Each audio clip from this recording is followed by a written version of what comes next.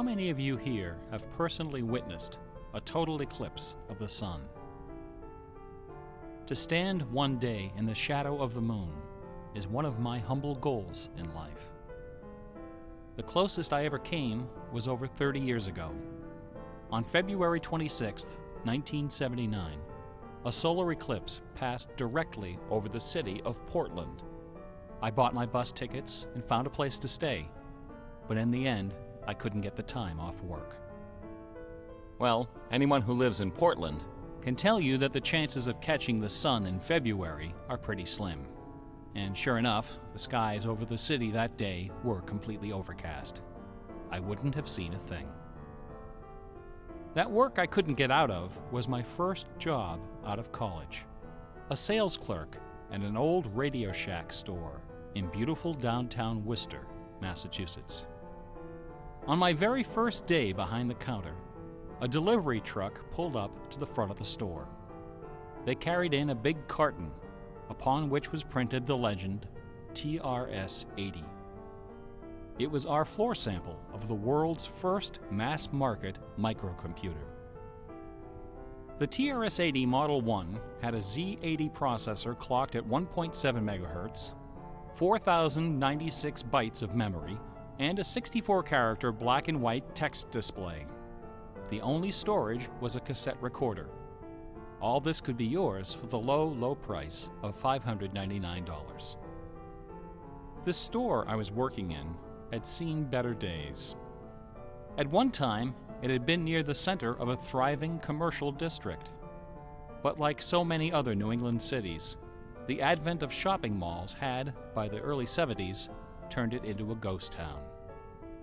Worcester's solution to this problem was decisive, to say the least. The city's elders apparently decided that if they couldn't beat them, they would join them. And so, several square blocks at the heart of the city were bulldozed into oblivion, destroying dozens of family businesses, including the site of a pharmacy once operated by my great-grandfather. In their place was erected a vast 3-level shopping complex with cinemas and a food court. When the dust settled, only a few forlorn blocks of the old Worcester remained standing. My Radio Shack store was in one of those blocks. Then, to add insult to injury, Radio Shack opened a brand new location inside the shopping center, less than 500 feet from my store. So now patrons had a choice between a clean, well-lighted establishment with uniformed security and acres of convenient parking, or a shadowy hole in a seedy old office building next to an adult movie theater. Consequently, I had plenty of time to fool around with the new computer. I taught myself basic programming. Then I learned Z80 assembly, both, of course, so that I could write games. I also created self-running animated demos, which ran all night in the store window for the edification of the winos who peed in our doorway. Strangely enough, the few customers we had didn't seem to be interested in our new computer, even after the 16K memory upgrade. In fact, most of the people who set off the buzzer on their way through the front door weren't there to buy anything at all. They were there to exploit a free promotion, which was the bane of Radio Shack employees for over 40 years, the Battery of the Month Club. The idea of this promotion was simple. Customers got a little red card upon which was printed a square for each month. 12 times a year, the lucky sales clerk got to punch out a square and give the customer one brand new AAA, AA, C, D, or 9-volt battery.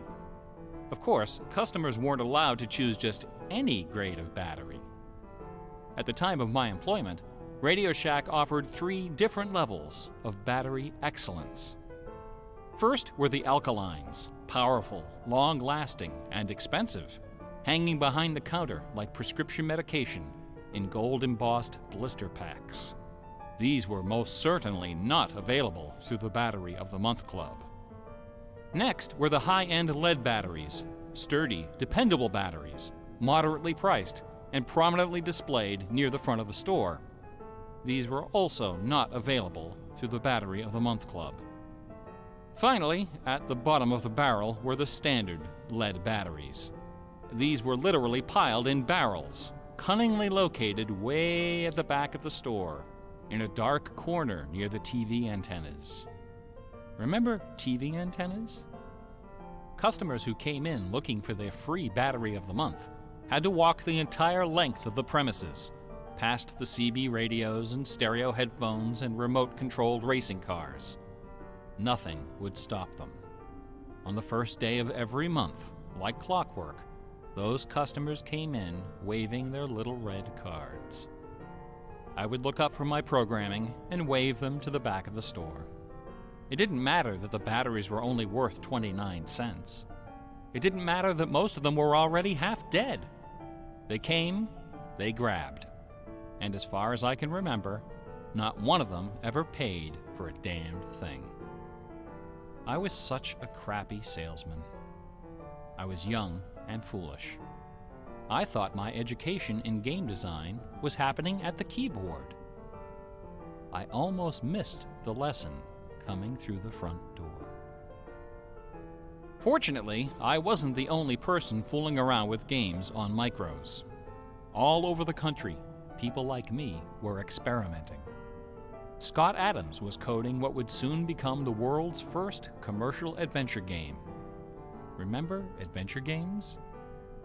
My future employer, Infocom, was being founded, along with other legendary companies like Online Systems, Sirius, Personal Software, and SSI.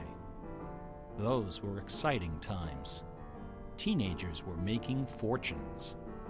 Games were cheap and easy to build. The slate was clean. But in 1979, the biggest news in gaming had nothing to do with computers. On the morning of the autumn equinox, September 20th, a new children's picture book appeared in the stores of Great Britain. This picture book was rather peculiar. It consisted of 15 meticulously detailed color paintings, illustrating a slight, whimsical tale about a rabbit delivering a jewel to the moon. On the back jacket of the book was a color photograph of a real jewel, shaped like a running rabbit, 5 inches long, fashioned of 18-karat gold, suspended with ornaments and bells, together with a sun and moon of blue quartz. According to the blurb underneath, this very jewel had been buried somewhere in England. Clues pointing to its location were concealed in the text and in the pictures of the book. The treasure would belong to whoever found it first. The book was called Masquerade. It was created by an eccentric little man with divergent eyes and a talent for mischief named Kit Williams. Within days, the first printing was sold out, and the empire that never sleeps found itself in the grip of rabbit fever. Excited readers attacked the paintings with rulers, compasses, and protractors. Magazine articles and TV specials dissected the clues, floated theories, and followed with keen delight the reckless exploits of the fanatics. One obscure park, unfortunately known by the nickname Rabbit Hill, was so riddled with holes excavated by misguided treasure seekers that the authorities had to erect signs assuring the public that no gold rabbits were to be found there. Some hunters ended up seeking psychological counseling for their obsession. The craze leapt over the Atlantic Ocean and invaded America, France, Italy, and Germany. It sold over 1 million copies in a few months, a record unrivaled by any children's title until the advent of Harry Potter. Over 150,000 copies were sold in foreign translations, including 80,000 copies in Japanese, despite the fact that the puzzle was only solvable in English. It didn't matter that the Masquerade jewel was only worth a few $1,000s. Many seekers spent far more than that in their months of exploration and travel. It was the thrill of the chase, the possibility of being the one. Treasure hunts, secret messages, and hidden things seem to exert an irresistible appeal. They're fun to look for and to talk about, and this fact of human psychology has been exploited in computer games since the earliest days. It finds expression in the hidden surprises we call Easter eggs. Atari's Stephen Wright is credited with coining this term in the first issue of Electronic Games magazine. The first Easter egg in a commercial computer game appeared in an early Atari 2600 cartridge called, simply enough, Adventure. By a sequence of unlikely movements and obscure manipulations, players could discover a secret room where the words "Created by Warren Robinette" appeared in flashing letters. Over the decades, Easter eggs and their evil twin, cheat codes, have become an industry within an industry. Entire magazines and websites are now devoted to their carefully orchestrated discovery and dissemination. They're part of our toolkit, our basic vocabulary, the language of computer game design. Computer gamers may have been the first to refer to hidden surprises as Easter eggs, but we certainly weren't the first to use them. Painters, composers, and artists of every discipline have been hiding stuff in their works for centuries. The recent advent of VCRs and Laserdisc players with freeze-frame capability exposed decades of secret Disney erotica. Thomas Kincaid, the self-appointed painter of light, amuses himself by hiding the letter N in his works. A number beside his signature indicates how many N's are hidden in each painting. Picasso, Dali, Raphael, Poussin, and dozens of other painters concealed all kinds of stuff in their paintings. A favorite trick was hiding portraits of themselves, their families, friends, and fellow artists in crowd scenes. El Greco loved dogs, but the Catholic Church forbid him from including any in his sacred paintings. So he hid them, usually within the outlines of celestial clouds. Composer Dmitri Shostakovich chafed under the political censorship imposed by the Soviet Ministry of Culture. His symphonies and chamber works are loaded with hidden signatures and subversive subtexts which, had they been recognized, would have sent him to Siberia. Mozart's opera, The Magic Flute, is filled with musical allusions to the rituals of the Freemasons, the ancient secret society of which he and his mentor Haydn were members. But the most famous purveyor of Easter eggs is that champion of the late Baroque, the ultimate musical nerd, Johann Sebastian Bach. Bach was a student of gematria, the art of assigning numeric values to letters of the alphabet, A equals 1, B equals 2, C equals 3, etc. By comparing, sequencing, or otherwise manipulating these numbers, secret messages can be concealed. Bach took particular delight in the geometrical numbers 14 and 41. 14 is the sum of the initials of his last name, B equals 2, A equals 1, C equals 3, and H equals 8. 41 is the sum of his expanded initials, J.S. Bach. These two numbers show up over and over again in Bach's compositions. One of the better-known examples is his setting of the chorale Vor deinem Thron. The first line of the melody contains exactly 14 notes, and the entire melody, from start to finish, contains 41. Another of Bach's favorite games was the puzzle canon. A canon is a melody that sounds good when you play it on top of itself, a little bit out of sync. Frere Jacques and Row, Row, Row Your Boat are familiar examples of simple two-voice canons. But a canon can employ any number of voices, and you don't have to play each voice the same way either. You can change the octave, transpose the key, invert the pitch, play it backwards, or any combination. Finding melodies that make good multi-voice canons is a fussy and difficult art, of which Bach was an undisputed master. Now, in a puzzle canon, the composer specifies the basic melody and the number of voices, but not the relationship of the voices. The student has to figure out the position and key of each voice and whether to perform them inverted and/or backwards. Bach wrote quite a number of puzzle canons. The most famous, BWV 1076, is part of a fascinating story. One of Bach's students was a fellow by the name of Lorenz Misler, founder of the Society of Musical Science. This elite, invitation-only institution devoted itself to the study of Pythagorean philosophy and the union of music and mathematics. Its distinguished membership reads like a who's who of German composers, including Handel, Telemann, and eventually Mozart. Applicants for membership in the society were required to submit an oil portrait of themselves, along with a specimen of original music. With nerdly efficiency, Society member number 14 decided to combine these admission requirements into a single work. He sat for a portrait with Elias Haussmann, official artist at the court of Dresden. This portrait, which now hangs in the gallery of the town hall in Leipzig, is the only indisputably authentic image of Bach in existence. The Haussmann portrait shows Bach dressed in a formal coat with exactly 14 buttons. In his hand is a sheet of music paper, upon which is written a puzzle canon for 6 simultaneous voices.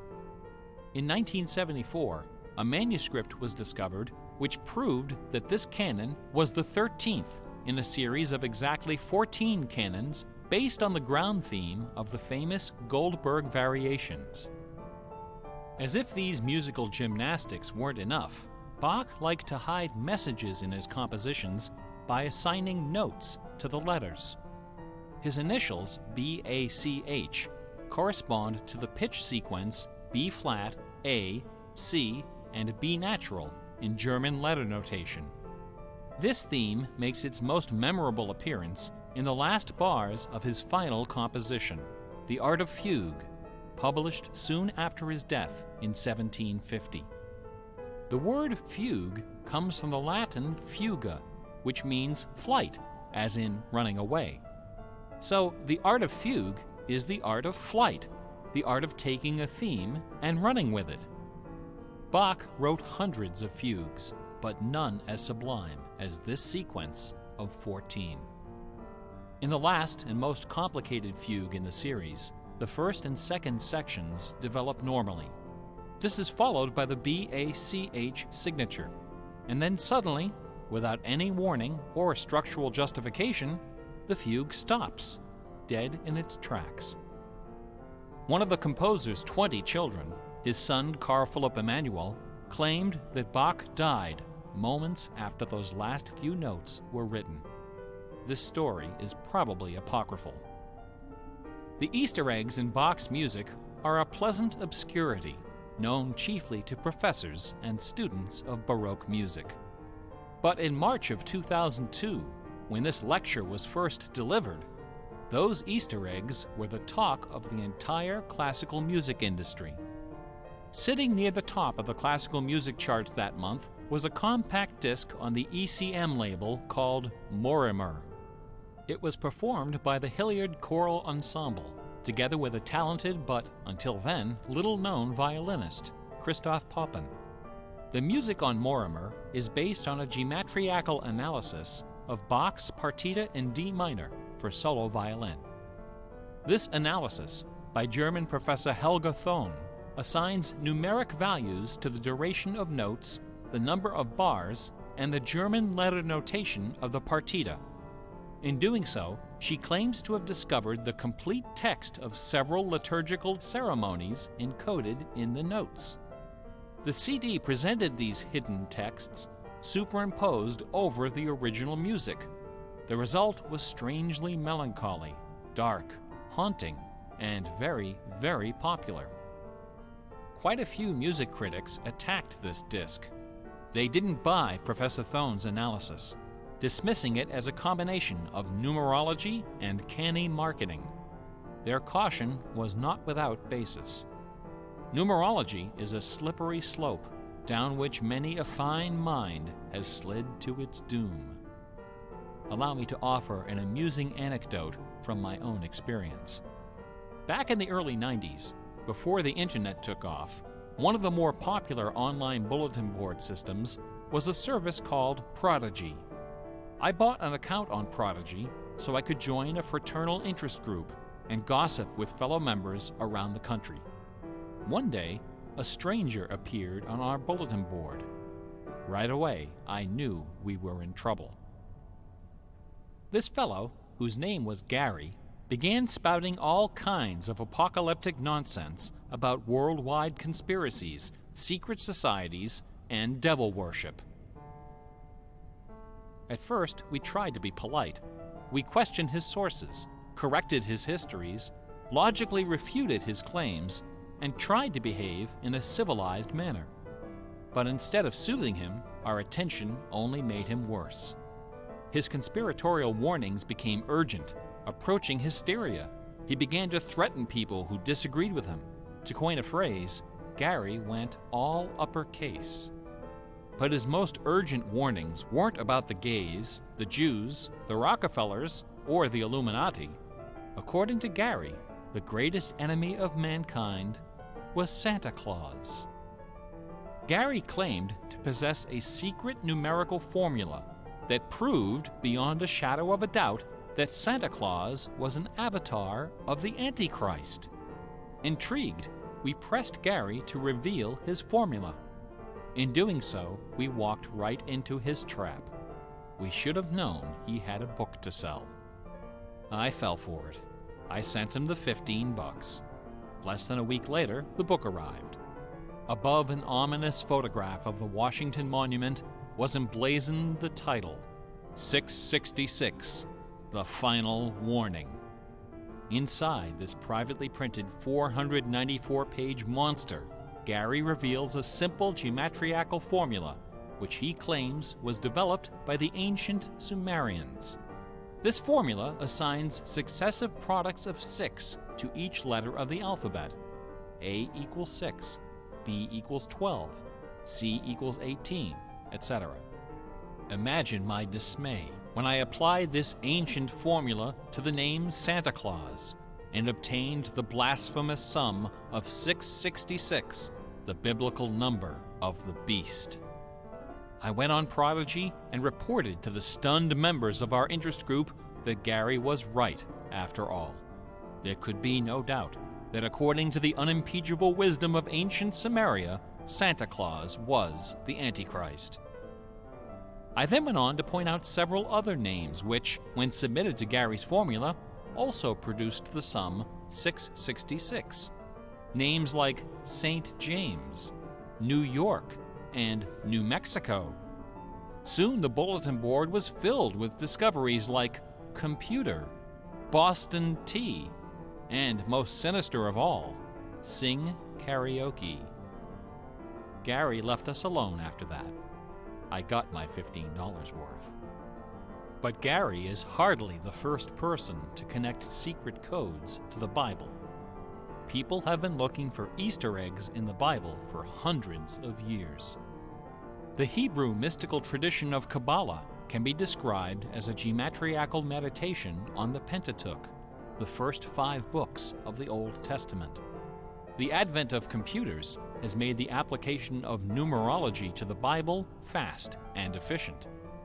The latest spate of Bible searching was instigated by a book published in 1998 by Michael Drosnin, a former Wall Street Journal reporter. His book, The Bible Code, applied a skip cipher in which every nth character in a text is combined to form a message.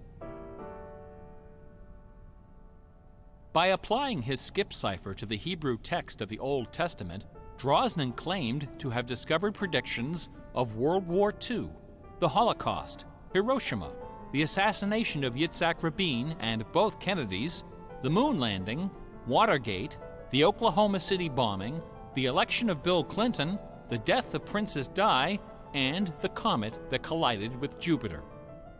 He also found predictions of a giant earthquake in LA, a meteor hitting the Earth, and nuclear Armageddon, all scheduled to occur before the end of the last decade.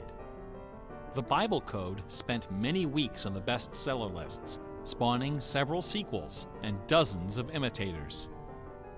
The Bible has certainly attracted its share of crackpots, but for the real hardcore egg hunters, nothing can rival the ingenuity, the tenacious scholarship, the stubborn zeal of those who seek the answer to the ultimate literary puzzle, a poisonous conundrum that has squandered fortunes, destroyed careers, and driven healthy, intelligent scholars to the brink of madness and beyond.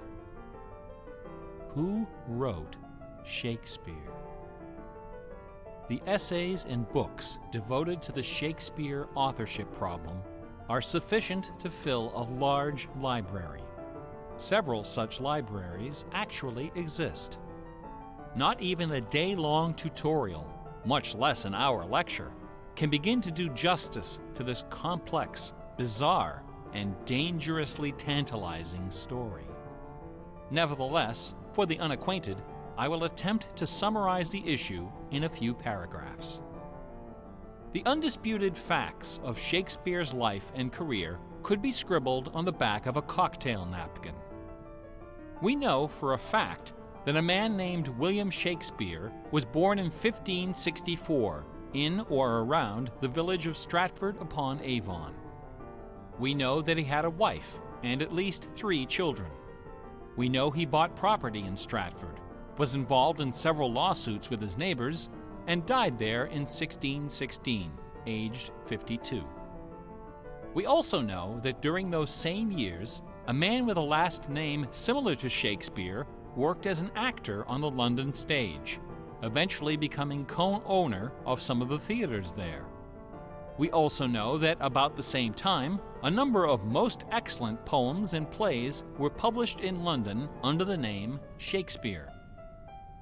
We do not know for a fact that the landowner in Stratford and the actor in London with a similar last name were one and the same man. We do not know for a fact that either man had anything to do with the poems and the plays. All we know is that those poems and plays have, in the 400 years since their composition, come to be regarded as a pinnacle of Western culture. The works attributed to Shakespeare appear to have been written by a man or woman who knew something about just about everything. They're filled with references to mythology and classic literature, games and sports, war and weapons of war, ships and sailing, the law and legal terminology, court etiquette, statesmanship, horticulture, music, astronomy, medicine, falconry, and, of course, theater. Therein lies the problem. How could a farmer's son of uncertain schooling, from a mostly illiterate country village, a man of practically no account at all, wield such encyclopedic learning, with so much eloquence and wit, so much wisdom and human understanding? For the first 150 years, nobody questioned the traditional history of the bard. Then, in the late 18th century, Reverend James Wilmot, a distinguished scholar who lived just a few miles north of Stratford, decided to write a biography of the famous playwright. Dr. Wilmot believed that a man as well educated as Shakespeare must have owned a fairly extensive library, despite the fact that not a single book or manuscript is mentioned in his will. Over the years, he speculated, some of those books must have found their way into local collections. And so, the good Reverend Doctor scoured the British countryside, taking inventory of literally every bookshelf within 50 miles of Stratford. Not a single book from the library of William Shakespeare was discovered. Neither were there found any letters to, from, or about Shakespeare. Furthermore, no references to the folklore, local sayings, or distinctive dialect of the Stratford area could be found in any of Shakespeare's writings. After 4 years of painstaking research, Dr. Wilmot concluded, to his own dismay, that only one person contemporary with Shakespeare of Stratford had ever demonstrated the wide-ranging education and expressive talent needed to compose those poems and plays.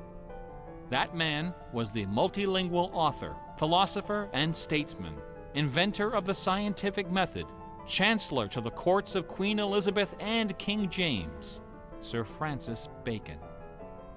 Dr. Wilmot never dared to publish his theory, but before he died, he confided it to a friend, James Cowell, who, in 1805, repeated it to a meeting of the Ipswich Philosophical Society. The members of the society were suitably outraged, and the scandalous matter was quickly forgotten. Then, in 1857, a lady from Stratford, Connecticut, published a book called The Philosophy of the Plays of Shakespeare Unfolded.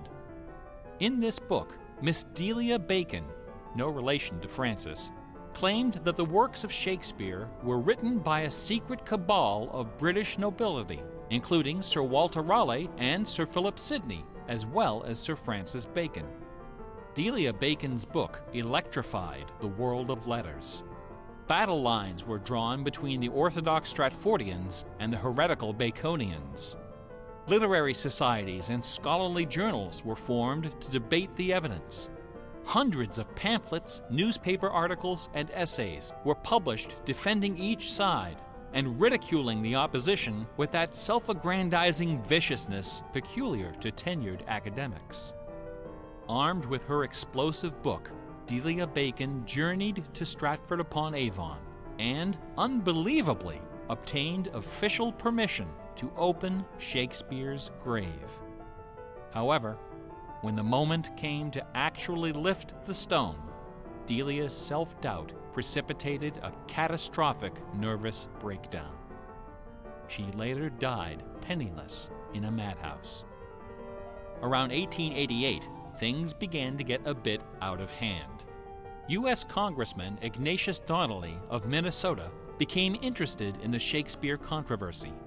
One day, browsing through his facsimile copy of the First Folio of 1623, he noted that the word bacon appeared on page 53 of the Histories and also on page 53 of the Comedies. He also noted that Sir Francis Bacon had written extensively on the subject of cryptography. Donnelly began counting line and page numbers, adding and subtracting letters, drawing lines over sentences, circling words, and crossing them out.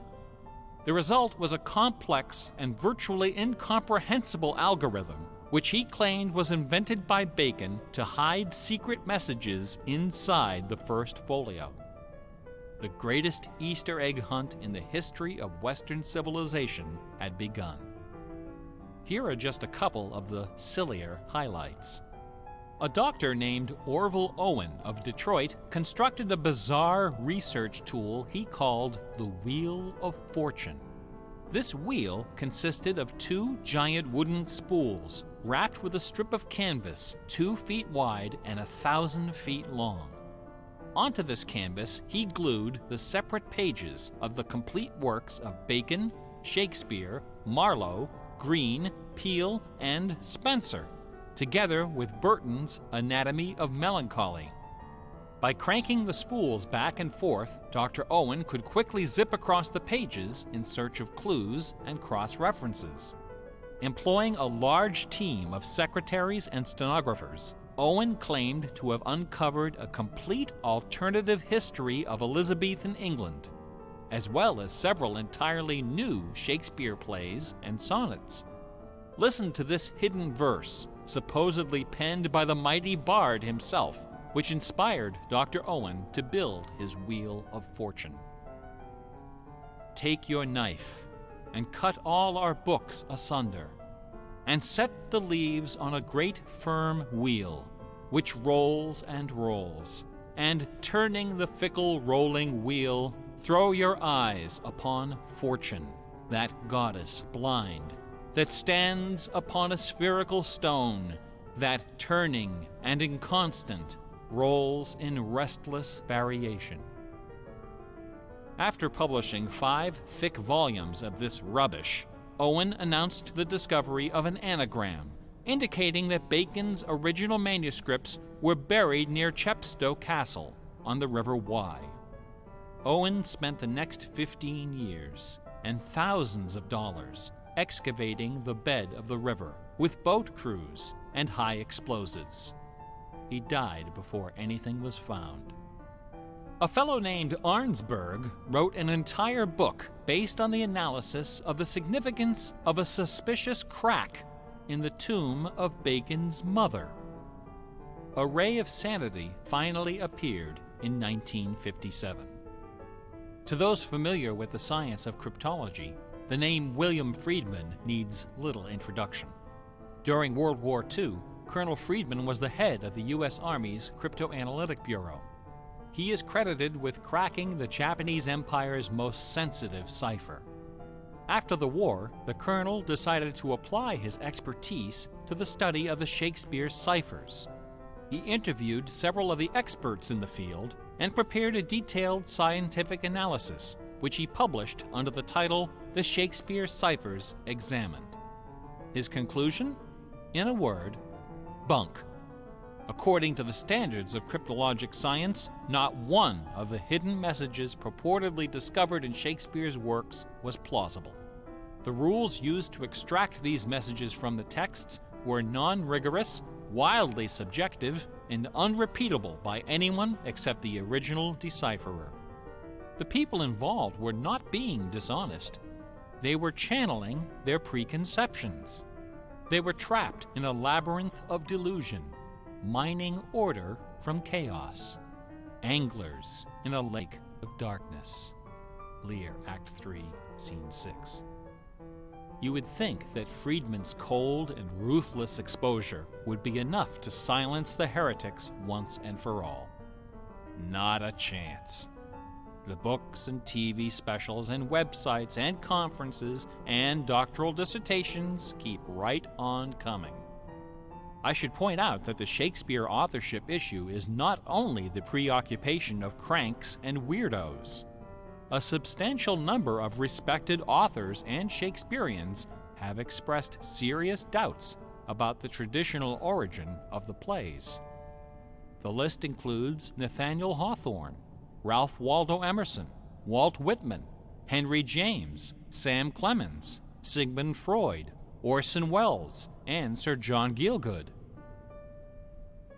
Living skeptics include the artistic director of the New Globe Theatre, Mark Rylance, Michael York, Derek Jacobi, Kenneth Branagh, and even that most revered and scholarly of contemporary Shakespearean actors, Keanu Reeves. The current leading candidate for the authorship is Edward de Vere, the 17th Earl of Oxford, a theory first proposed in 1920 by an English schoolmaster with the unfortunate name J. Thomas Looney. What is it about Bach, the Bible, and the works of Shakespeare that inspires this intense scrutiny? Nobody's looking for acrostics in Chaucer or Keats.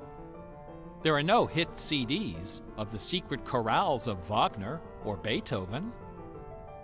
For the answer, we need to recognize the unique roles which the Bible and Shakespeare have played in the development of Western culture.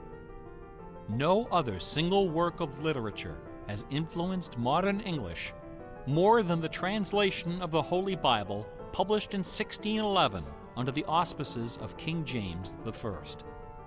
The King James Bible exemplifies the meaning of the word classic. It has been called the noblest monument of English prose, the very greatest achievement of the English language. It has served as an inspiration for generations of poets, dramatists, musicians, politicians, and orators. Countless people have learned to read by repeating the phrases in this, the only book their family possessed. Our constitutions and our laws have been profoundly shaped by its cadences and imagery. But even the glory of the King James Bible, compiled by a committee of 46 editors over the course of a decade, pales before the dazzling legacy of the Swan of Avon. The lowest estimate of Shakespeare's working vocabulary is 15,000 words, more than 3 times that of the King James Bible, and twice the size of his nearest competitor, John Milton. His poems and plays were written without the aid of a dictionary or a thesaurus. They didn't exist yet. It was all in his head. When Shakespeare had a thought for which Elizabethan English had no word, he invented one. The Oxford English Dictionary lists hundreds of everyday words and phrases which made their first appearance in the pages of the Bard.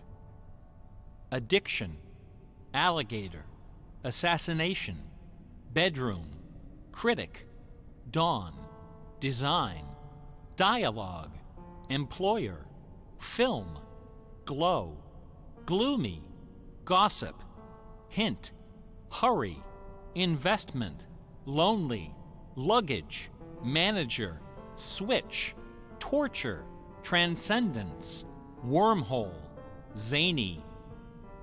Hamlet alone contains nearly 40 of these neologisms.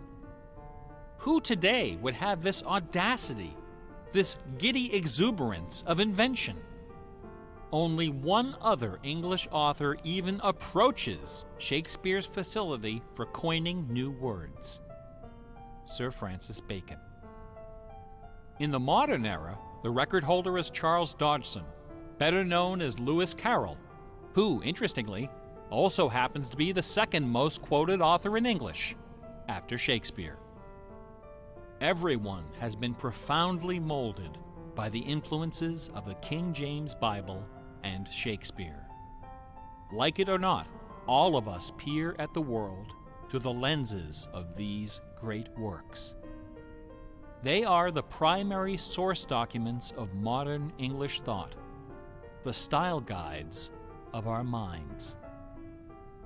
Contemplating these dazzling jewels of wisdom and eloquence gives rise to an extraordinary feeling, a potent, rare, and precious emotion with the potential to completely upset your life. An emotion powerful enough to make a man abandon his wife and children, forfeit career and reputation, lay down his possessions, and follow his heart without questioning. That sweet, sweet fusion of wonder and fear, irresistible attraction, and soul-numbing dread known as awe. Awe is the grail of artistic achievement. No other human emotion possesses such raw, transformative power, and none is more difficult to evoke. Few and far between are the works of man that qualify as truly awesome. It is awe that convinces a rabbi to spend a lifetime decoding Yahweh from the Pentateuch. Awe that sends millions of visitors each year to the pyramids of Giza, Guadalupe, and Mecca. It was awe that drove poor Delia Bacon to her doom. Now, please don't come away from this lecture thinking that the key to awesome game design is the installation of Easter eggs. Ordinary games with their contrived Easter eggs and cheat codes are like the Battery of the Month Club. You have to trudge down to the back of the store to get what you really came for. If superpower is what people really want, why not just give it to them? Is our imagination so impoverished that we have to resort to marketing gimmicks to keep players interested in our games? Awesome things don't hold anything back. Awesome things are rich and generous. The treasure is right there. One afternoon, I was sitting alone behind the counter at that old Radio Shack store. My boss had stepped out for some reason. an elderly woman walked through the front door. Like most of our customers, she was shabbily dressed, probably on a fixed income. I assumed she was there for her free battery, but instead, she placed a portable radio on the counter. This little radio came from the days when they boasted about the number of transistors inside on the case. It was completely wrapped in dirty white medical tape. The woman looked at me and asked, "Can you fix this?" Slowly, I unwrapped the medical tape, peeling away the layers until the back cover of the radio fell off, accompanied by a cloud of red dust. The interior of the radio was half eaten away by battery leakage and corrosion. I looked at the radio. I looked at the old woman.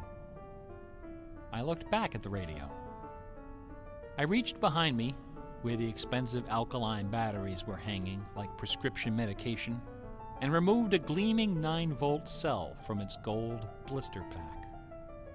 Then I pulled a brand new transistor radio from a box, installed the alkaline, and helped the lady find her favorite station. No money changed hands. She left the store without saying a word. Awesome things are kind of like that.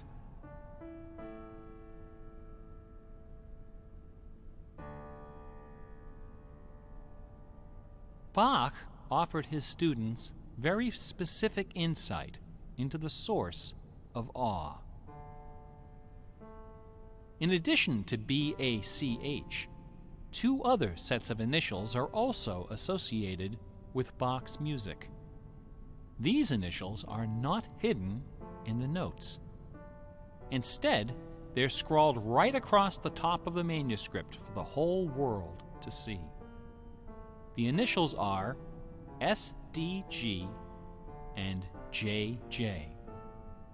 SDG stands for the Latin phrase Sole Deo Gloria, to the glory of God alone.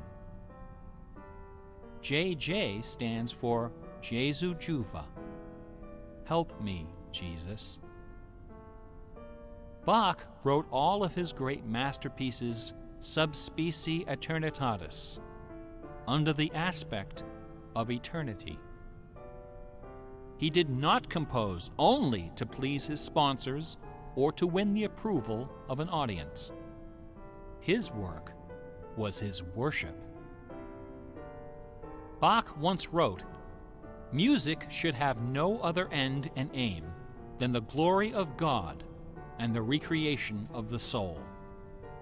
Where this is not kept in mind, there is no true music, but only an infernal clamor and ranting." The name of the power that moves you is not important. What is important is that you are moved. Awe is the foundation of religion. No other motivation can free you from the limits of personal achievement. Nothing else can teach you the art of flight. Computer games are barely 40 years old. Only a few words in our basic vocabulary have been established. A whole dictionary is waiting to be coined. The slate is clean. Someday soon, perhaps even in our lifetime, a game design will appear that will flash across our culture like lightning.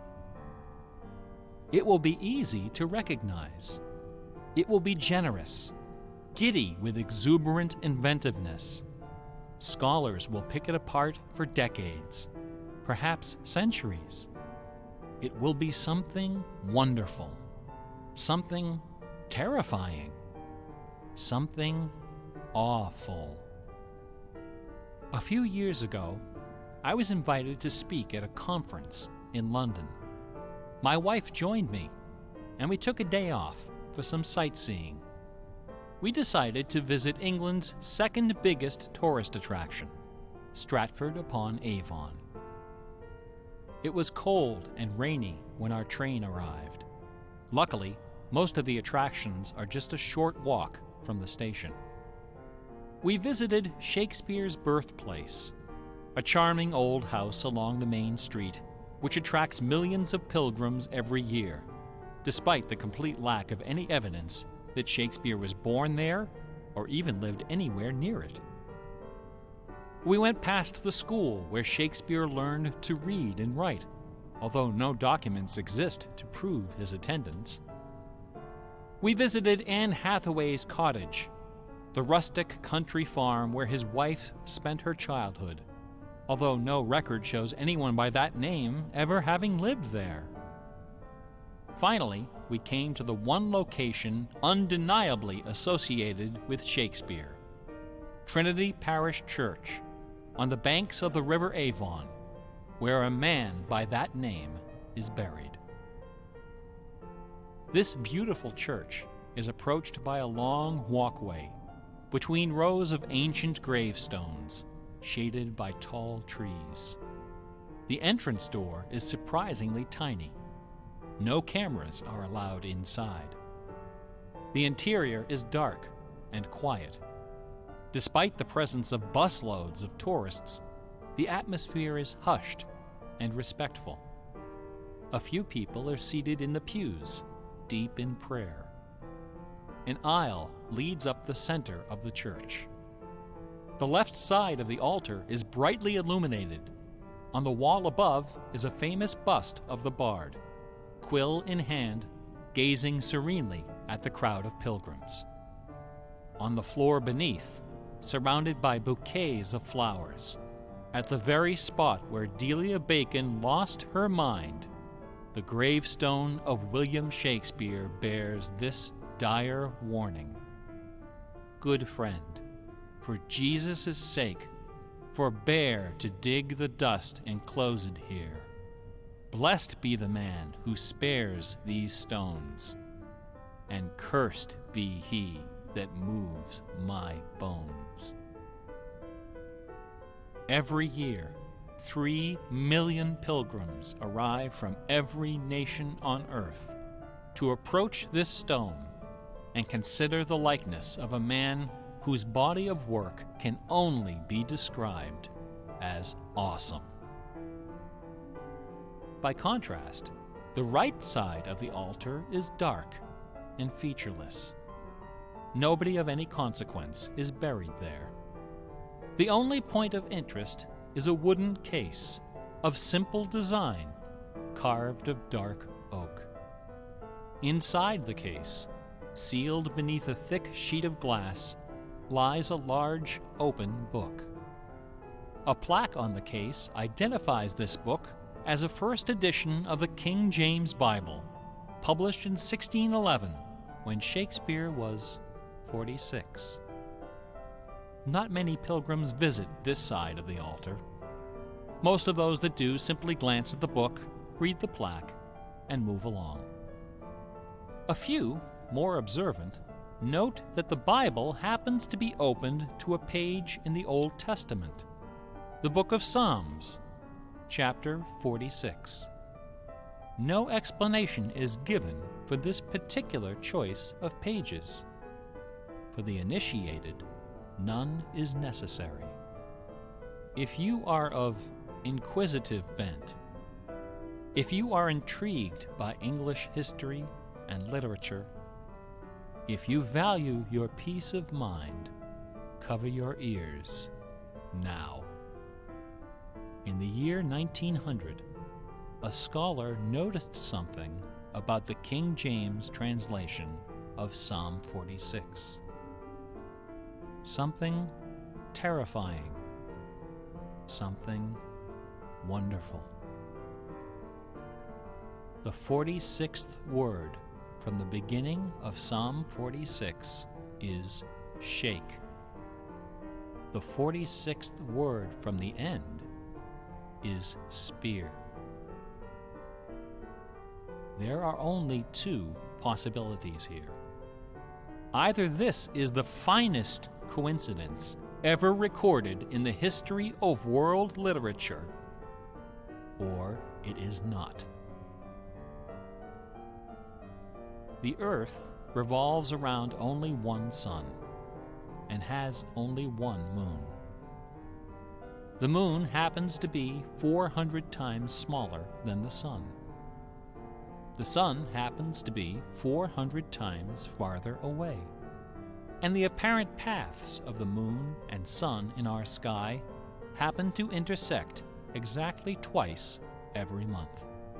Which means that every now and then, at long yet precisely predictable intervals, the lunar disk slips across the face of the sun and just barely conceals it for a few wonderful, terrible minutes.